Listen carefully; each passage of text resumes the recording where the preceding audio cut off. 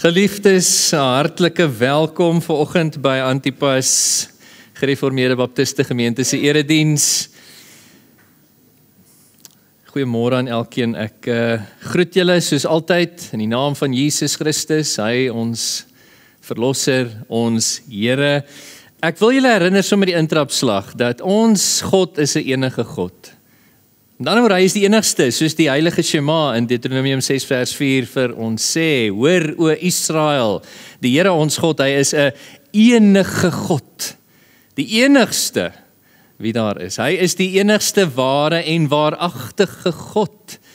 Paulus bevestig dit vir ons in 1 Korintiërs 8 vers 4, as hy sê, daar bestaan geen afgod in hierdie wêreld nie, daar bestaan geen ander God behalwe een nie, en dit is ons God. Die drie-enige skepper God van hemel en aarde, Vader, Seun en Heilige Gees. En ons geliefdes is sy maaksel, soos die skrifte ons leer. Soos wat ons enige God alle dinge geskaap het deur sy woord, het hy ook deur sy evangelie woord ons as sy volk, sy gemeente geskep. Hy het ons uitgeroep uit die wêreld uit om aan hom te behoort. En daarom sê 1 Petrus 2 vers 9, ons is vir hom 'n koninklike priesterdom. Ons is 'n heilige nasie, ons is 'n uitverkore geslag, 'n volk wat voorheen geen volk was nie, maar nou die volk van God is in Christus Jesus, om te verkondig die deugde van hom, en dis hoekom ons saam is ook vanoggend. Om die deugde te verkondig deur ons aanbidding, die deugde van ons enige, die enigste ware en waaragtige God. Mag die Here ons hiertoe in staat stel deur sy Gees, want hy, ons lofwaardige God, is waardig van ons aanbidding. Kom ons nader ons enige God, met gewydheid. Kom ons sluit die oë, ons kom voor sy troon van genade en gebed in en deur ons Here Jesus Christus, op grond van sy verlossingswerk alleen. Hemelse Vader, ons buig laag voor U, met gepaste nederigheid, met gepaste verootmoediging, Here, want ons weet met wie ons te doen het. U, Here, U alleen is 'n enige God, soos U gesê het aan die Ou Testament volk, en soos wat U beaam het, Here, aan die Nuwe Testament volk, die kerk in Christus Jesus, dat daar bestaan geen afgod in hierdie wêreld nie, daar is geen ander God nie behalwe een. En dit is U, Vader, Seun en Heilige Gees. Die lof van ons harte kom U toe en ons bring dit aan U alleen vanoggend. Dit was reeds vanoggend genoem in ons gebedstyd, Here. Ons wil bely die goeie belydenis wat Josua afgelê het soveel eeue gelede, toe hy gesê het, ek en my huis, ons sal die Here dien. Here, ons sal nie 'n vreemde naam op ons lippe neem nie, ons sal nie die knie buig voor enige ander nie, as voor U in Christus Jesus, deur die besonderse werking van U Heilige Gees. U is ons God en ons verlang dat U vanoggend deur ons tyd van aanbidding U self sal verheerlik, dat U behaag sal hê in ons byeenkoms. En Here, dat dit vir ons voordelig sal wees om saam te wees in aanbidding voor U. Here, ons wil bid vir ons gemeente, soos ons gereeld doen. Ek wil spesifiek vra dat U, Here, vir ons in staat sal stel om die liefde wat U in ons harte uitgestort het deur die Heilige Gees, om dit uit te leef ten volle. Eerstens en primêr teenoor U, dat ons U te alle tye sal lief hê met ons hele hart, siel, krag en verstand. En dat ons naaste, veral mekaar, die boeties en sissies wat met ons verbind is in die plaaslike kerk, dat ons mekaar sal lief hê soos ons onsself lief het. Here, dat ons so die groot opdrag sal vervul met die instaatstelling van die Gees, en dat wanneer die wêreld van buite af na ons kyk, dat hulle ons sal erken, sonder enige twyfel, dat ons is die disippels van Jesus, omdat ons mekaar lief het met U liefde. En help ons om nie net mekaar lief te hê dan, Here, in woord nie, met leë lippetaal nie, maar in daad en in waarheid. Here, in opregtheid, dat ons mekaar se laste sal dra in die praktyk, soos U ons in staat stel, dat ons vir mekaar voortdurend sal bid, dat ons vir mekaar voortdurend sal bemoedig, en so werklik familie in Christus wees. Ag Here, ons dink aan ons amptdraers en dankie vir die ouderlinge, ons dankie vir die diakens wat so getrou arbei in ons midde, seën hulle in hulle dienswerk. Ons dankie vir ons lidmate, diegene Here wat U toegevoeg het tot die plaaslike gemeente en wat U konstant toevoeg tot ons geleedere, die skapies wat hoort in hierdie kraaltjie. Here, ons dink aan elkeen van hulle dat U vir ons lidmate, ook ons gereelde besoekers, 'n God van nabyheid sal wees, vandag en in die week wat kom.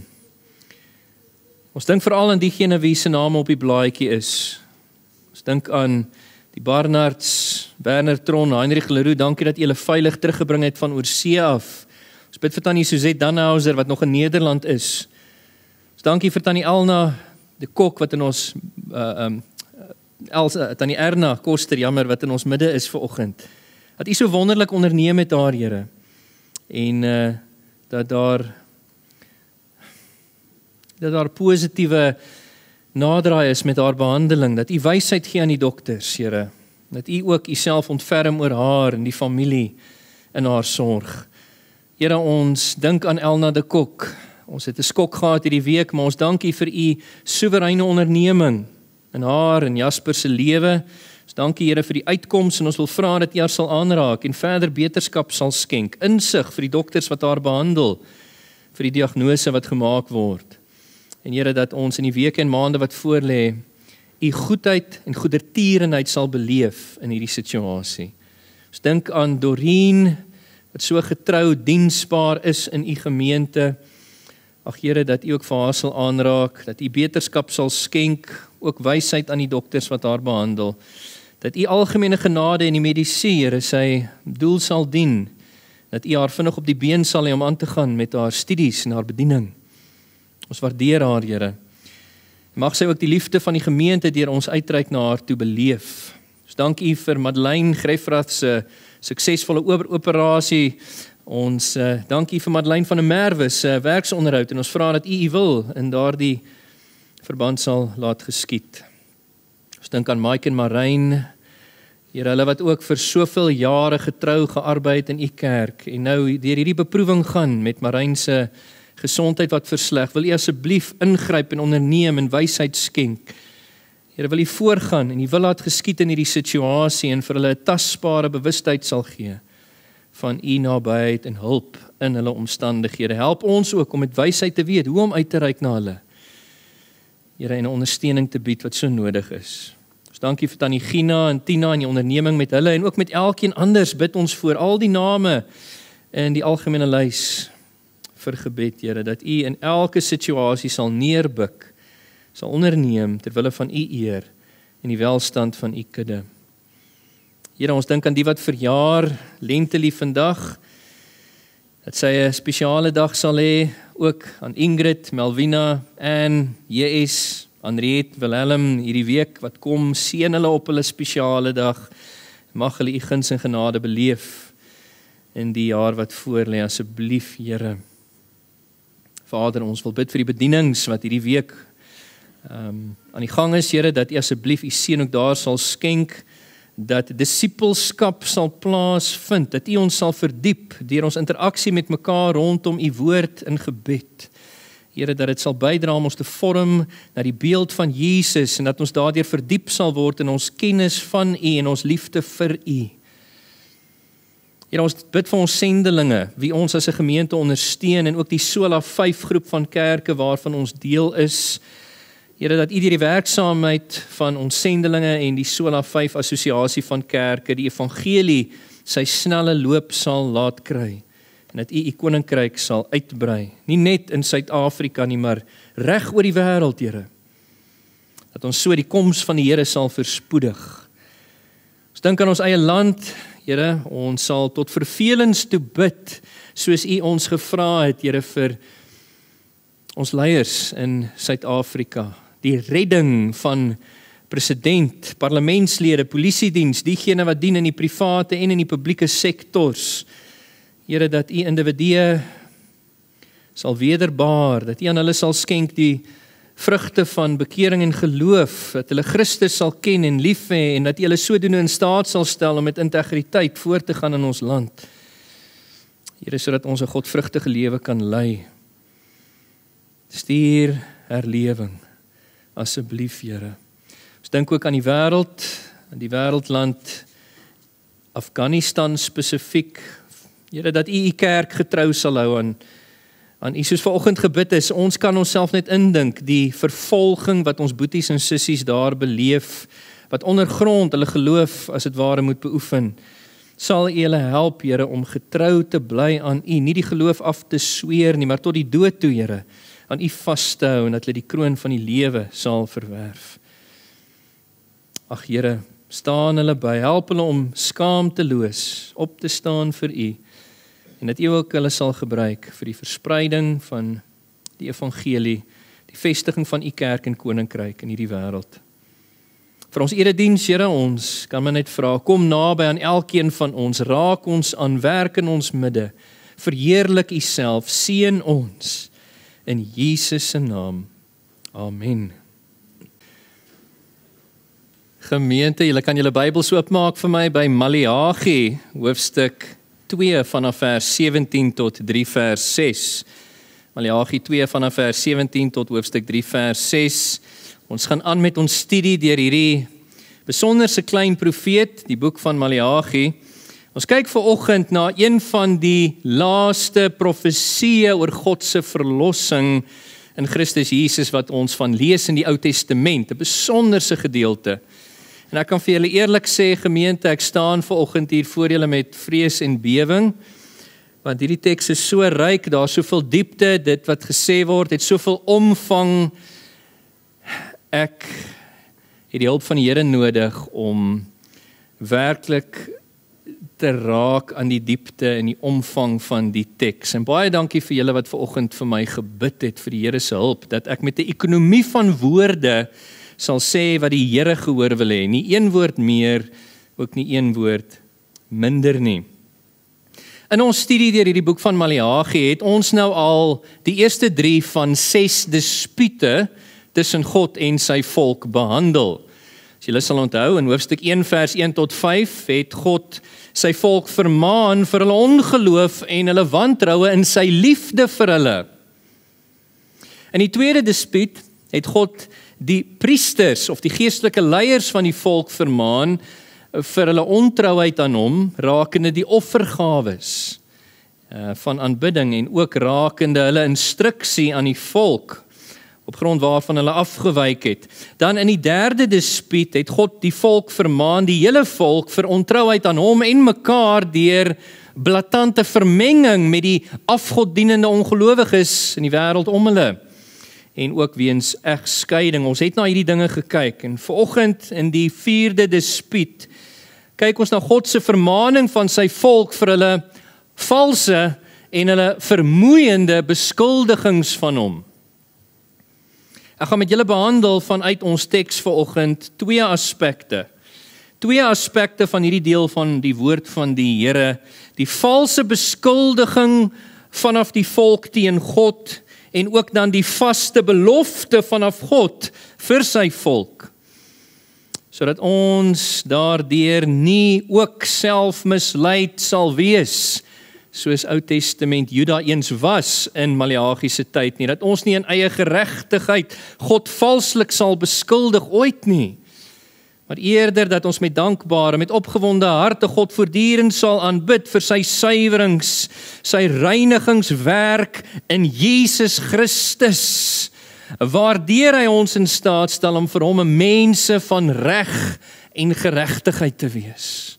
'n Mense wat getrou is aan hom en wie se aanbidding hom behaag, vir hom aangenaam is.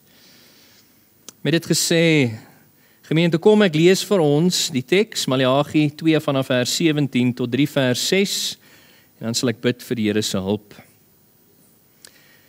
Die heilige woord van die Here sê vir ons, julle vermoei die Here met julle woorde, en dan vra julle, hoe het ons hom vermoei? Deur te sê, almal wat verkeerd doen is goed in die oë van die Here. Teenoor hulle is hy goedgesind. Of julle sê, waar is die God wat oordeel? Ernstige aantuigings. En dan in hoofstuk 3 vers 1, is die Here aan die woord, hy sê, kyk, ek gaan my boodskapper stuur, en hy sal 'n pad voor my gereed maak. Onverwags sal hy na sy tempel kom, die Heer na wie julle soek, die boodskapper van die verbond na wie julle uitsien. Kyk, hy gaan kom, sê die Here, die heerser oor alle magte.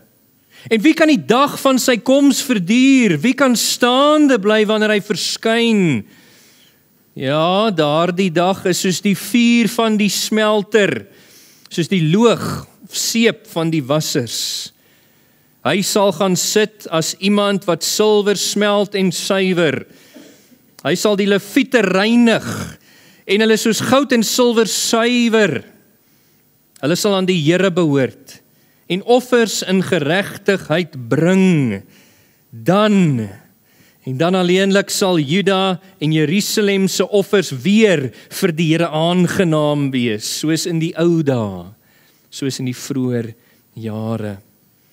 Ek sal na julle toe kom vir die oordeel, en ek sal sonder om te huiwer 'n getuie wees teen towenaars, teen egbreekers, en die wie vals sweer, teen hulle wat dagloners, weduwees en vaderlose kinders verdruk, en hulle wat vreemdelinge wegwys, en nie ontsag vir my het nie, dit sê die Here, heerser oor alle magte. Ek, die Here, het immers nie verander nie, maar julle, Jakobs kinders, kry nie end nie. En tot sover die woord van die Here. Gemeente, kom ons sluit die oë en vra die Here se hulp met ons begrip van hierdie deel van sy woord. Vader, hoe besonders dat ons die woord mag hê. Naas ons redding, Here, is dit sekerlik een van die kosbaarste gawes wat U aan ons gegee het, om die woorde van die lewende God, sy selfopenbaring in ons hande te mag hê, en om dit in die publiek te mag bestudeer in ons land nog. Here, hierdie woord is heilig, ons het 'n heilige agting daarvoor, want dit is die hoogste bron van gesag en waarheid vir ons. Dit is geïnspireerd, gesaghebend, foutloos, algenoegsaam, en ons buig vanoggend die knie saam voor dit wat U vir ons deur U woord en deur U Gees wil sê. Kom en doen U werk in ons midde asseblief, Here. Breek die teks oop. Geef vir ons 'n diepe begrip daarvan, en mag ons Jesus sien, ons Here. Soos die teks sê, die Heer na wie Ou Testament Israel gesoek het, die boodskapper van die verbond, na wie daar uitgesien was vir so lank. Mag Christus vir ons afgeskilder word in sy verlossingswerk, en Vader, mag ons iets van U heerlikheid, iets van die Gees se majestueusheid, iets van die Seun se glorierykheid beleef vanuit die woord vanmôre. Here, stel my in staat om U woorde te spreek agter U aan. Werk in my, werk deur my. Gun aan my die salwing van my lippe. Ek wil nie een woord sê meer of minder as wat U gehoor wil hê nie. Here, mag ek oorkom met 'n ekonomie van woorde wat U boodskap akkuraat oordra en inslaan in die harte van elkeen wat hierna luister. Dit bid ons in Jesus naam. Amen. Gemeente, eerstens lees ons in hierdie besonderse teks omtrent die valse beskuldiging teen God. Die valse beskuldiging teen God. Lees gou weer saam met my Maleagi 2 vers 17. Deur die profeet spreek die Here. Hy skryf: julle vermoei die Here met julle woorde, met hulle spraak. En dan vra julle nog, hoe het ons hom vermoei? Deur te sê, almal wat verkeerd doen, hulle is goed in die oë van die Here. Teenoor hulle is hy goedgesind. Of julle sê, waar is die God wat oordeel?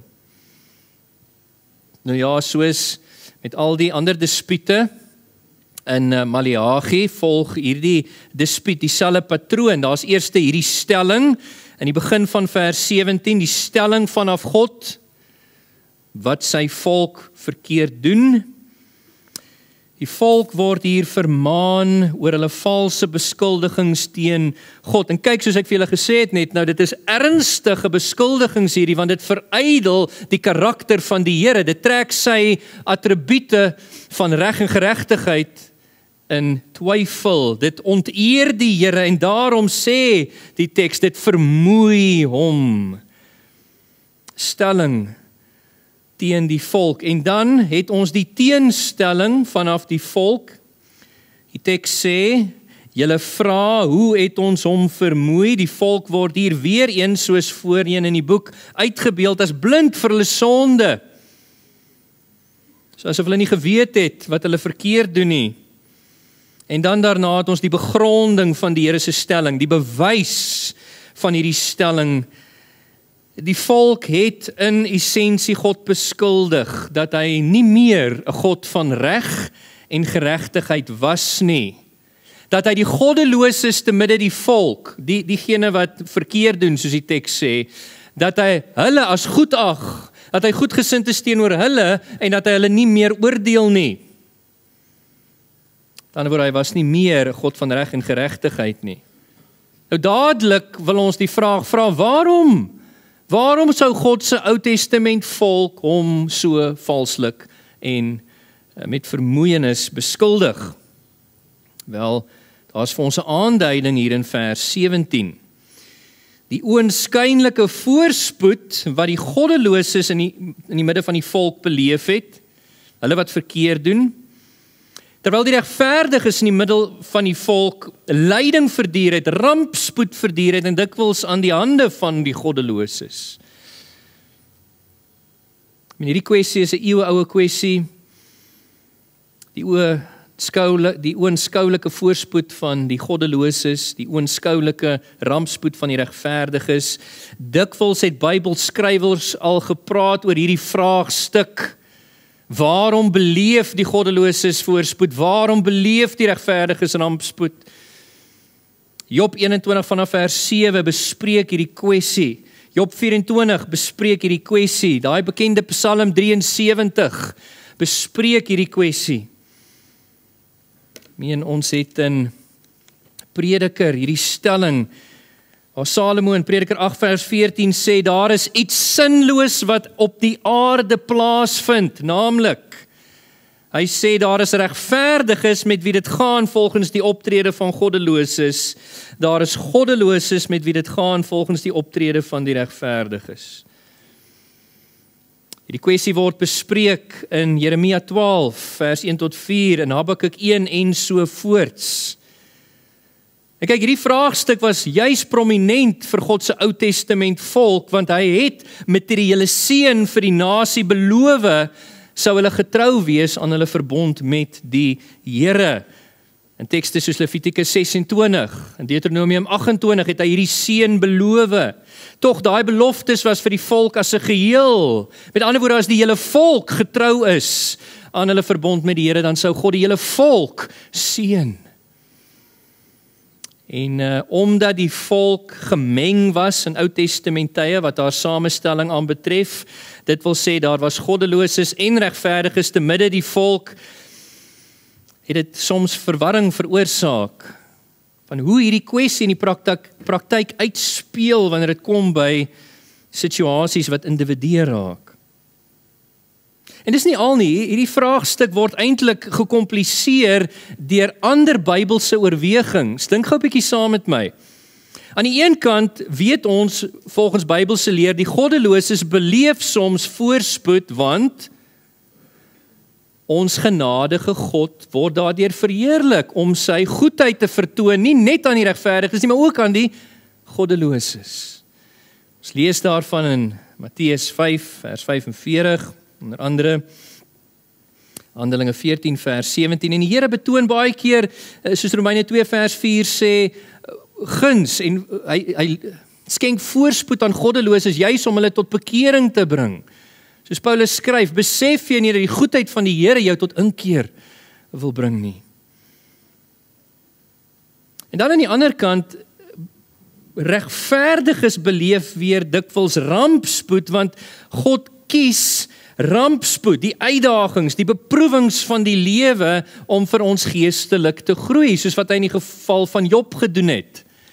Daar's so 'n mooi illustrasie daarvan. Julle ken Job se rampspoed. Hy wat die vroomste, die regverdigste van persone was in sy dag volgens die Here se uitspraak. Hy het alles verloor.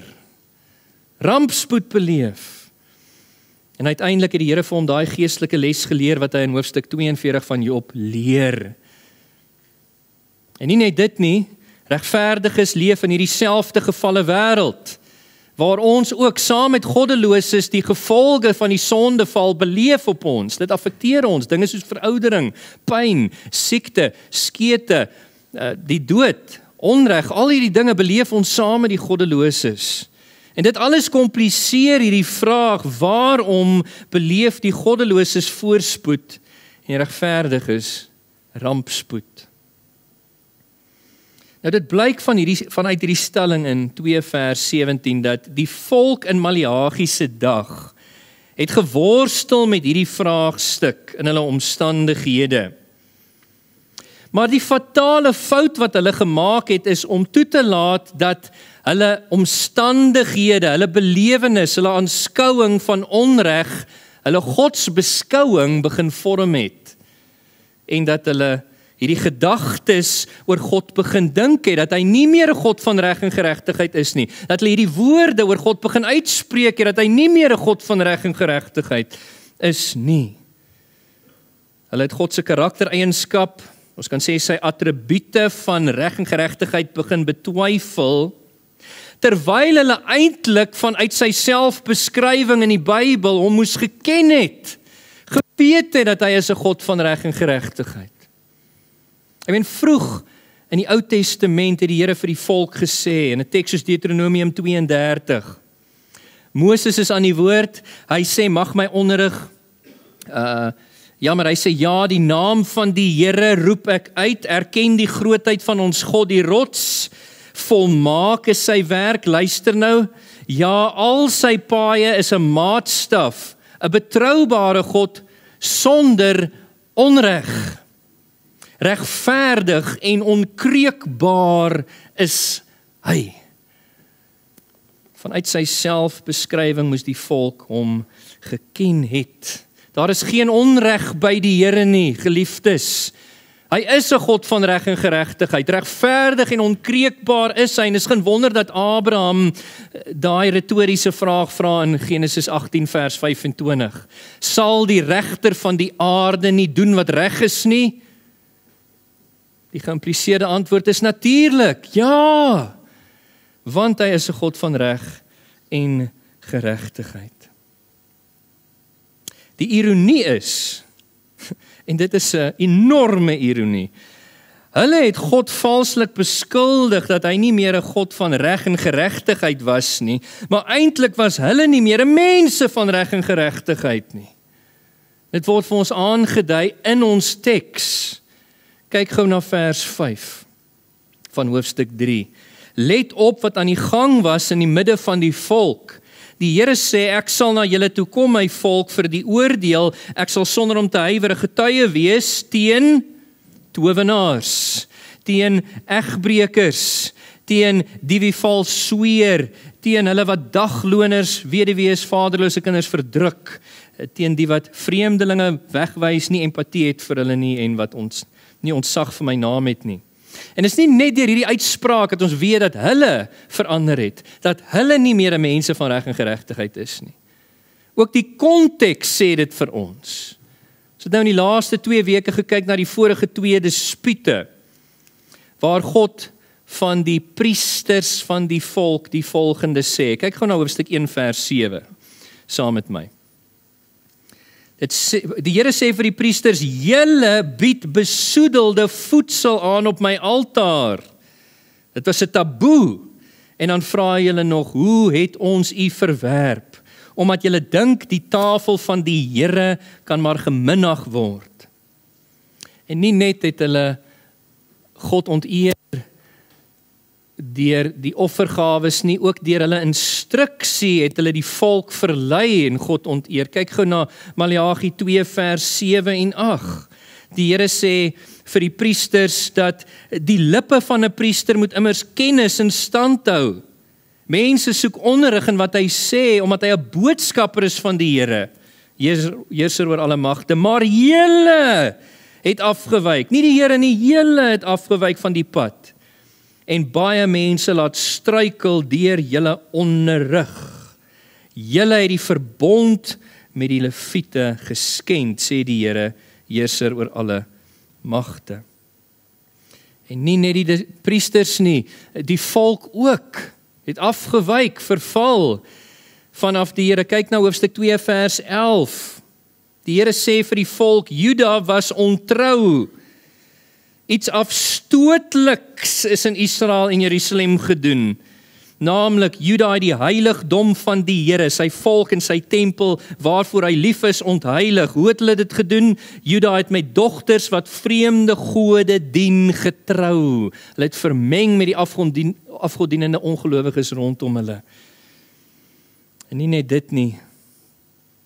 Egskeiding word ook aangespreek. Soos ek vir julle gesê, die volk het links en regs met mekaar begin skei om te ondertrou met wêreldlinge. In vers 14 van hoofstuk 2 sê die Here vir die hele volk, omdat die Here is 'n getuie teen hulle, tussen die man en die vrou met wie hy getroud is toe hy jonk was, en teenoor wie die mans ontrou was, terwyl sy jou lewensmaat is, en 'n vrou van dieselfde verbond as jy, vers 16, die Here haat egskeiding. Met ander woorde, dit was nie Yahweh, die Here, heerser oor alle magte wat verander het nie, hulle het verander, hulle was nie meer 'n mense van reg en geregtigheid nie. En dit sê die Here prontuit vir hulle in hoofstuk 3 vers 6, in die einde van ons teks, kyk gou daar. Die Here sê vir hulle, ek, die Here, het immers nie verander nie. Hy is nog dieselfde God van reg en geregtigheid as altyd, maar julle, Jakobs kinders, kry nie end nie. Hier leer ons iets anders wat kosbaar is oor die Here, naamlik sy onveranderlikheid, né? Dat soos wat die Nuwe Testament ook vir ons beamoen in Jakobus 1 vers 17, by hom is daar geen skadu van verandering of ommekeer nie. Hebreërs 13 vers 8 sê die Here is gister, vandag tot aan alle ewigheid dieselfde. Hy verander nie. En gevolglik sal hy altyd 'n God van reg en geregtigheid bly, wat getrou is aan sy verbond met sy volk. En dit bring my dan by die tweede punt in ons teks. Tweedens lees ons omtrent die vaste belofte dan vanaf God vir sy volk.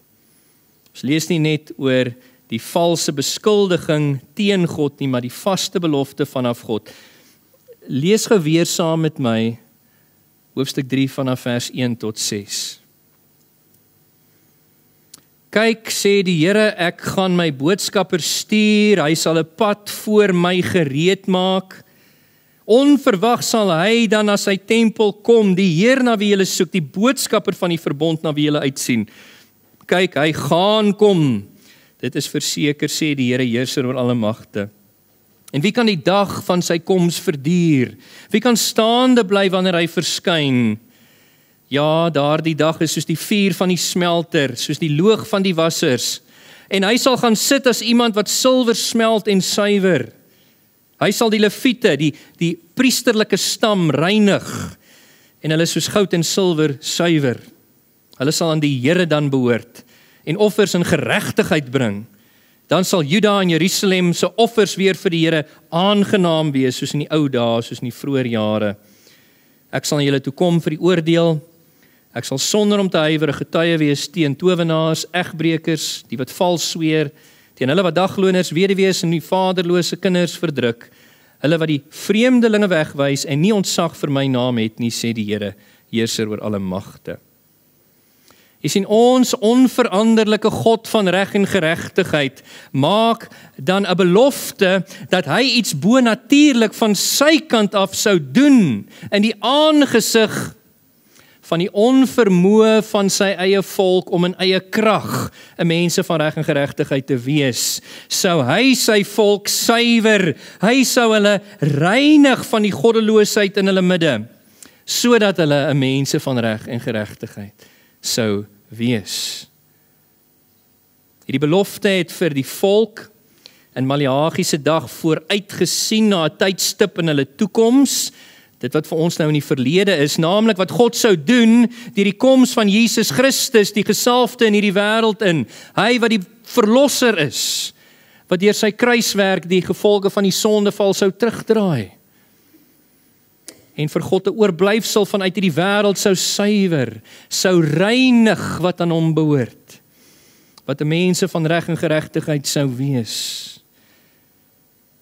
God vermeld die koms van die Christus, maar hy vermeld eerstens die koms van die voorloper van die Christus, Johannes die Doper. Kyk gou wat sê hoofstuk 3 vers 1. Kyk, ek gaan my boodskapper stuur, hy sal 'n pad voor my gereed maak. Hierdie is 'n herhaling van wat die Here vroeër deur Jesaja gesê het, in Jesaja 40 vers 3 tot 5.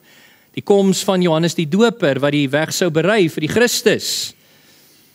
Dis ook wat ons lees in die evangelies, soos Markus 1 vers 1 tot 8, wat gebeur het. Johannes die Doper het opgedaag, hy het sy bediening vervul in die woestyn van Judea. Daar het hy die volk opgeroep tot bekering en geloof, om te draai na die Here Jesus Christus toe. Hy is ook een wat gesê het in Johannes 1 vers 29, kyk, daar is die lam van God wat die sondes van die wêreld wegneem.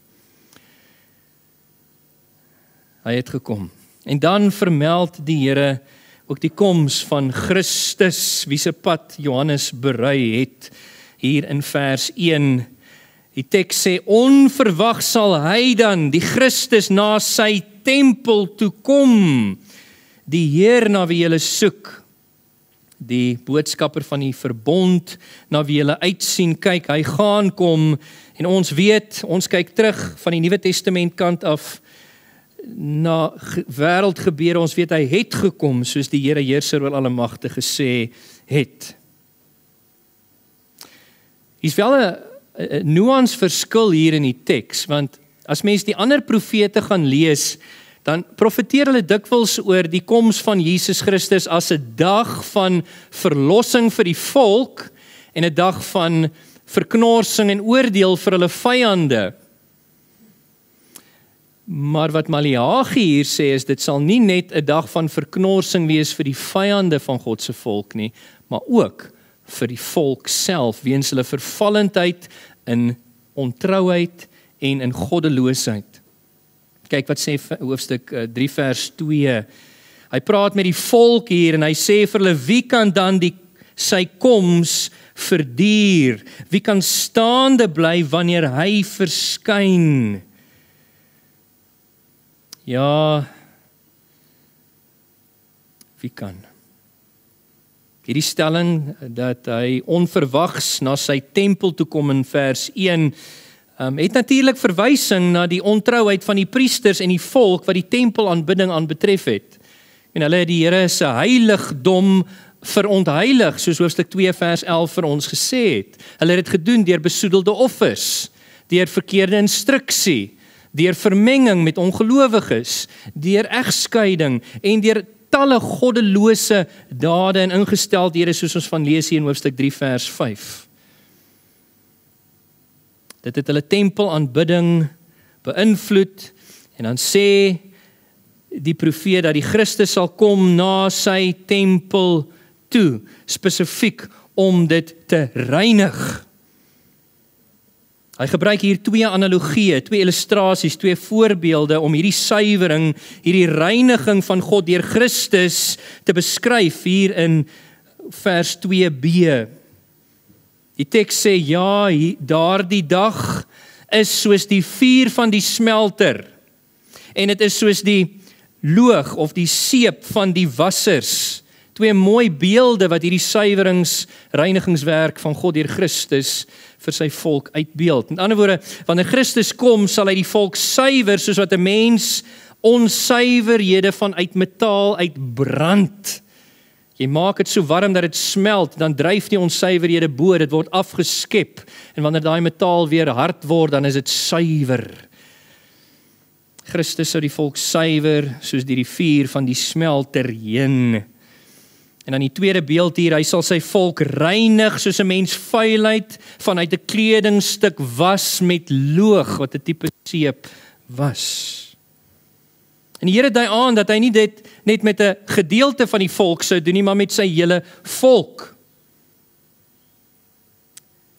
Die priesters, sowel as diegene wat lede was van die volk. Met betrekking tot die priesters, praat die profeet oor hierdie suiwerings, hierdie reinigingswerk in verse 3 en 4. Kyk gou saam met my na die teks. Hoofstuk 3 vers 3 sê, hy, die Christus, wanneer hy kom, sal gaan sit as iemand wat silwer smelt, wat silwer suiwer. Hy sal die leviete, die priesterlike stam waarvan uit al die priesters gekom het, wat so ontrou was in Maleagi se dag, hy sal daai leviete reinig.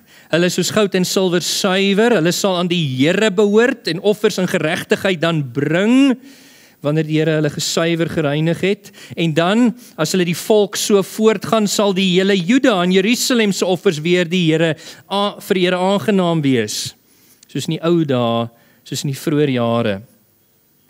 Maar hy sal nie net die priesters suiwer en reinig nie. Die teks sê vir ons, hy sal ook die hele volk, hier in vers 5, suiwer, reinig. Ek sal na julle toe kom, sê die Here, vir die oordeel.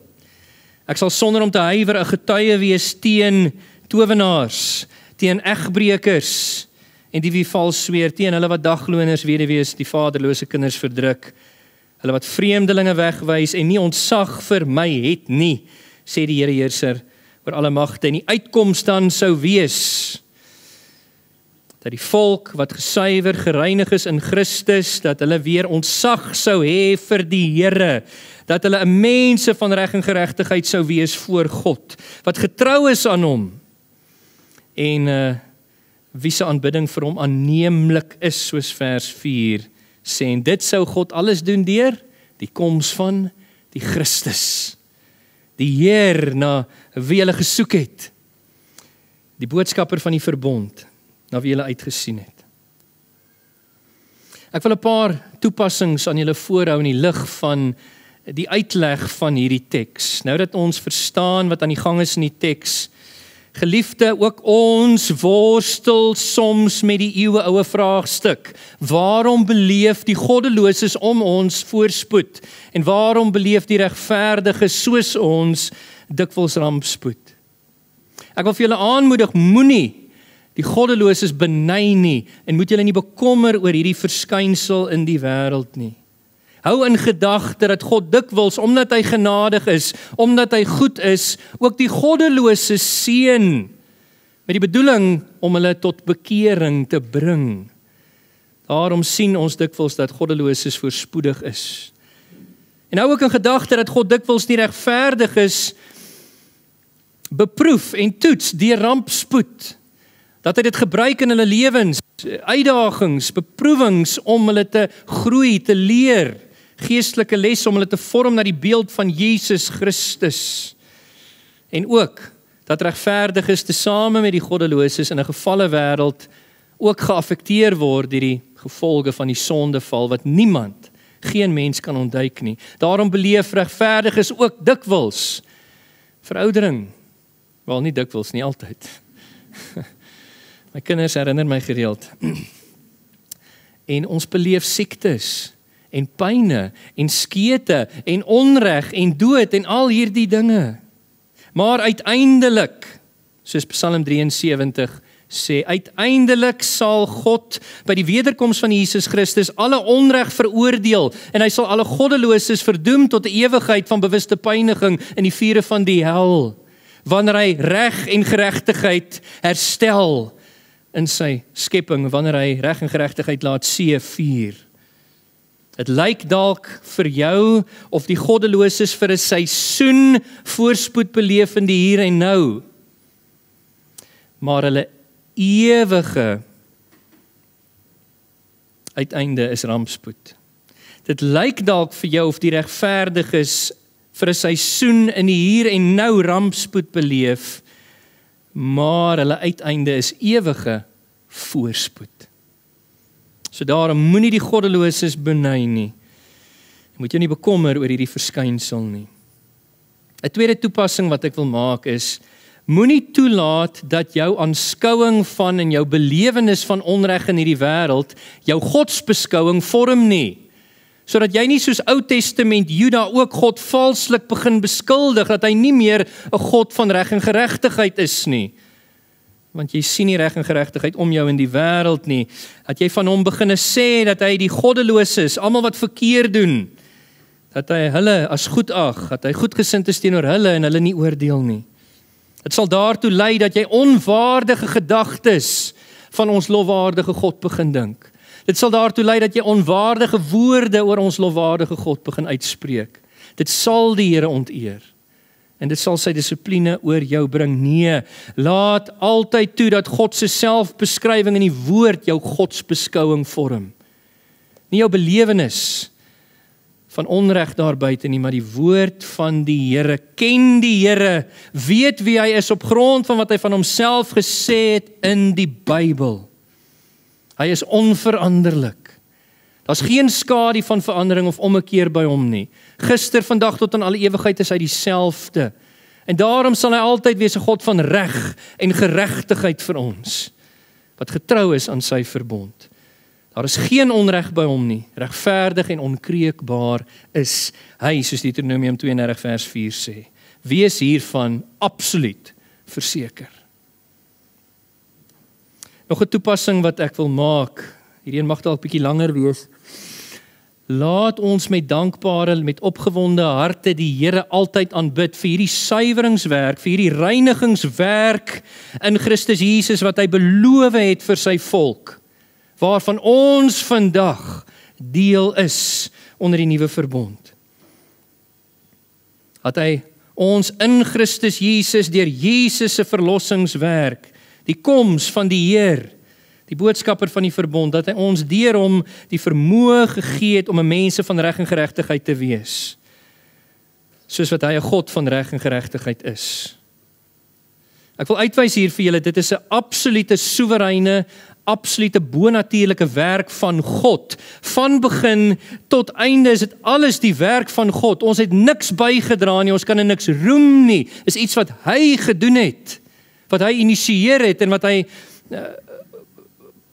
ingehuldig het deur Christus se eerste koms en sal volëindig by die wederkoms. In die aangesig van sy volk se onvermoë om uit eie krag 'n mense van reg en geregtigheid te wees, sê die Here hierdie woorde in hoofstuk 3 vers 1 se begin. Kyk, ek gaan.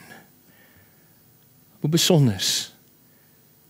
Die mens, sy volk kon nie, maar hy het hierdie vaste belofte gemaak. En hoe het hy dit gedoen?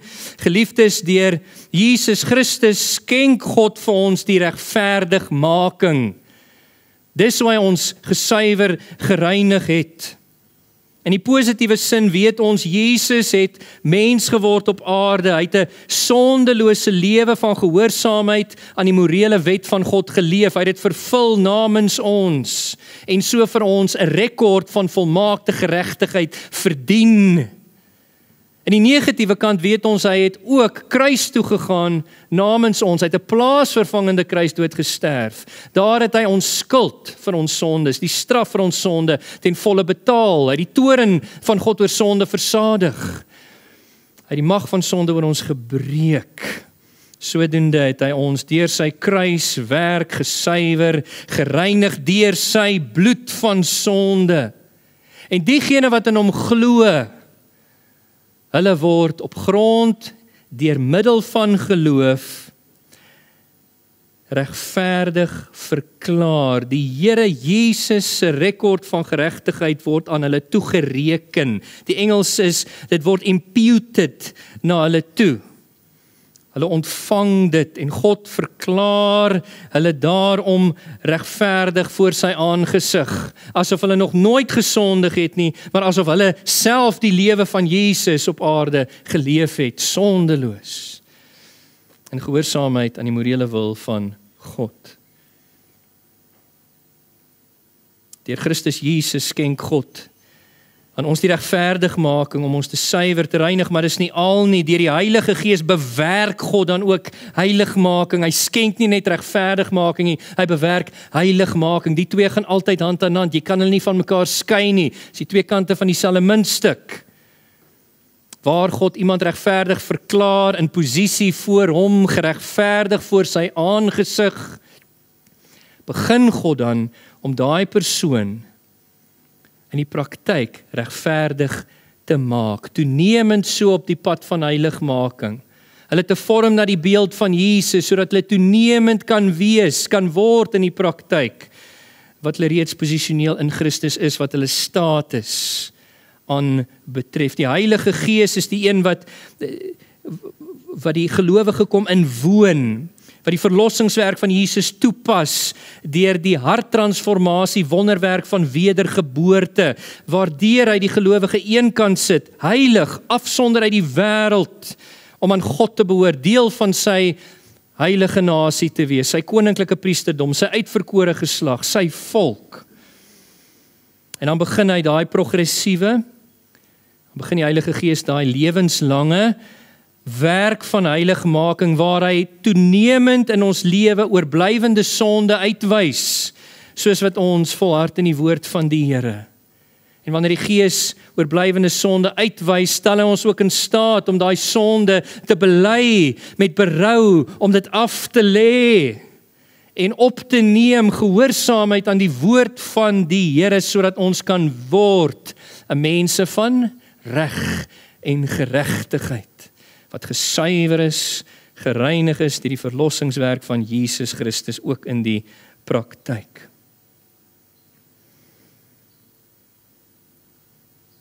Ek vertrou julle verstaan dit ten goeie. As jy nie dit verstaan nie, asseblief kom gesels met die ouderlinge, kom gesels met my hierna. Dit is so belangrik dat ons verstaan hoe hierdie profesie in ons teks vervul is deur Jesus Christus se verlossingswerk, hoe die Vader dit deur hom en die Heilige Gees doen, hoe dit initieer was, begin was by Jesus se eerste koms met sy kruiswerk, en hoe dit volëindig sal wees by sy wederkoms, en dat ons na ons verheerliking in die nuwe hemel en nuwe aarde 'n volmaakte mense in reg en geregtigheid sal wees. Nog 'n toepassing wat ek wil maak hierso is, ek wil vir julle uitwys die belangrikheid vir God dat sy volk suiwer sal wees. Die suiwerheid van sy volk is vir hom belangrik. Of dit nou Ou Testament Israel was of vir die Nuwe Testament kerk is, dis vir die Here belangrik, en daarom het hy Christus gestuur om haar te suiwer, te reinig. Aangesien die suiwerheid van sy volk vir hom belangrik is, wil ek vir julle sê, gemeente, in jou persoonlike hoedanigheid as 'n gelowige, beywer jouself persoonlik om te lewe in die lig van jou identiteit in Jesus. As een wie deur sy verlossingswerk gesuiwer en gereinig is, en werk dan saam elke dag met die inwonende Heilige Gees, soos wat hy jou groei op die pad van heiligmaking. As hy uitwys in jou oorblywende sonde, lê dit af. Neem op gehoorsaamheid aan die woord van die Here, sodat ons toenemend gekenmerk mag word as 'n mense van reg en geregtigheid, wie se aanbidding vir die Here aanneemlik is, aangenaam is, soos vers 4 sê. En vir ons as 'n gemeente, wil ek ook vra, omdat die suiwerheid van God se volk vir hom belangrik is dit belangrik dat ons as 'n gemeente ook vir mekaar sal disipel en dat ons sal dissiplineer, die twee dinge. En die woord van die Here word vir ons beskryf as geïnspireerd, is uitgeblaas deur God. Elke woord daarvan is nuttig tot lering, weerlegging, teregwysing, onderrig in die geregtigheid, sodat die man en die vrou van God volkome kan wees, toegerus vir elke goeie werk, 2 Timoteus 3 vers 16 en 17, dat ons daarom die woord sal gebruik om inspraak te hê in mekaar se lewe, mekaar te leer wat die wil van die Here is. Ons mekaar sal aanspoor om in die wil van die Here te leef, sodat ons mense van reg en geregtigheid sal wees. So belangrik. En wanneer 'n boetie of sussie val in sonde, dat ons, soos Galasiërs 6 vers 1 en 2 sê, hulle met sagmoedigheid sal ophelp. Ons wat geestelik sterk is en op onsself let, dat ons nie ook deur die versoeking val nie. Dat ons konstant mekaar sal disipel en help om 'n mense van reg en geregtigheid te wees. En ook waar iemand in ons midde volhard in onbekeerde sonde, as hulle nie bereid is om in berou tot bekering te kom van hulle sonde nie, wanneer die een hulle gaan teregwys het in die privaat, wanneer die 2 of 3 hulle gaan teregwys het in die privaat volgens die Here Jesus se kerklike tugproses in Matteus 18 vers 15 tot 17, waar hulle ook nie na die kerk luister en die teregwysing van die hele gemeente volg om tot bekering te kom nie, dat ons terwille van die suiwerheid van die mense van die Here, die volk van die Here, die kerk van die Here, tug sal toepas as 'n liefdesmaatreël om daai boetie of sussie terug te win tot die Here, tot herstel, tot effektiwiteit in God se koninkryk, om ook weer eens saam met ons deel te wees van God se mense van reg en geregtigheid. 'n Laaste toepassing. Dankie vir julle geduld vandag. Ek wil net uitwys kortliks. Die Ou Testament profete, wanneer hulle vorentoe gekyk het na die Christus se koms, was dit die dag van die Here, was dit 'n eenmalige gebeurtenis in hulle denke, in die tyd van progressiewe openbaring. Hulle het dit gesien as een dag van verlossing vir die volk, verknorsing vir die volk se vyande. Maar ons wat in die Nuwe Testament kant van die kruis staan, ons weet dat hierdie profeseë vervul word in 2 fases. Jesus se eerste koms is 'n koms in nederigheid, terwille van die verlossing van sy volk. Sy wederkoms gaan 'n koms wees in heerlikheid, terwille van die volëinding, die afhandeling van die verlossing van sy volk, maar ook die veroordeling van sy vyande. Die eerste koms van Jesus het gebeur, en dit was vir ons geprofeteer in die teks.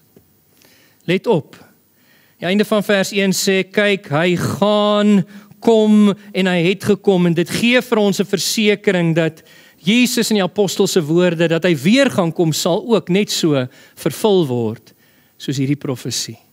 Ons kan verseker wees daarvan. So terwyl ons die Here eer, deur te leef in die lig van ons identiteit as 'n gesuiwerde, gereinigde mense van reg en geregtigheid, dat ons ook die oë sal hou op die wolke, sal uitsien na sy koms, die volëinding van ons verlossing. Ons sal verheerlik word by sy koms, en in die nuwe hemel en nuwe aarde sal ons volmaak wees, dit wat ons nou slegs gedeeltelik is, deur sy genade.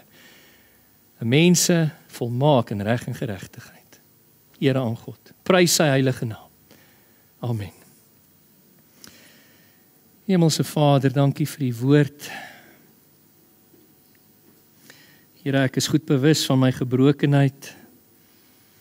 Ek wil bid, Here, dat U met hierdie kromstok reguit hou sal slaan, dat U deur die Gees op grond van die woord U werk en die kinders se harte sal doen, dat U hulle sal verdiep in hulle kennis van die waarheid, en Here, dat die woord hulle sal transformeer, om te wees wie U wil hê hulle moet wees, om te leef soos U wil hê hulle moet leef.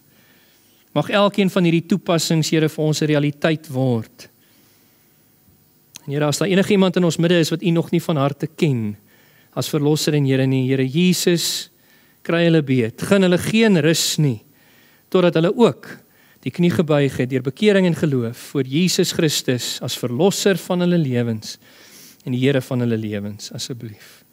Seën ons nou in die afsluiting van hierdie diens, die slotlied, die seënbede, die samesyn, en verheerlik U self in ons midde, die res van hierdie dag en week. Dit vra ons in Jesus naam. Amen. Gemeente, ek groet julle in die naam van Jesus Christus, ons God en Verlosser. Die Here van ons lewens, die hoof oor sy gemeente, mag sy genade, die liefde van die Vader en die gemeenskap van die Heilige Gees julle deel wees vandag en in die week wat kom. Amen.